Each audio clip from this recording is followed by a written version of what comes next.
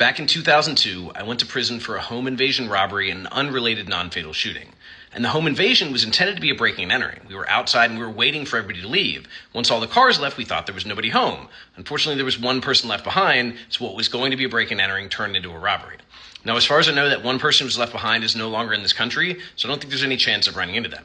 Now, the family that owned that home, that suffered the tragedy of coming home to all their stuff messed up, us basically messing up their lives, as far as I know, they still live in the area. So there would be some chance that we could run into each other, but I don't know them, and they don't know me. Or actually, maybe they do know me because I'm social media and I'm all over the place, so it's entirely possible. But to my knowledge, I have not run into them.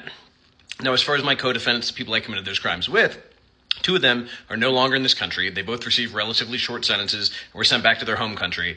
The other one, he received 8 years instead of my 32, and he was released a long time before me, more than a decade before me, and he actually wrote a letter in support of my clemency because he said, hey, this is kind of crazy. Like, we did the same thing, and this guy has been in prison the whole time that I've been, like, out and getting off probation and getting married and having kids and starting a business and living this whole life.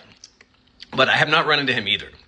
So as far as I know, I've not run into anybody from back in that time. There was one guy who was kind of running around with, he was on the periphery of things, who's now very much changed his life and is very successful. Been in contact with him, but otherwise, people from that time, we just don't have a lot in common. I have friends from high school, from before I started getting in trouble, and I have friends from later, both from prison and from that outside, but that time was kind of like a black hole. There's like nothing good that came out of it. In many cases, there's nothing left of it.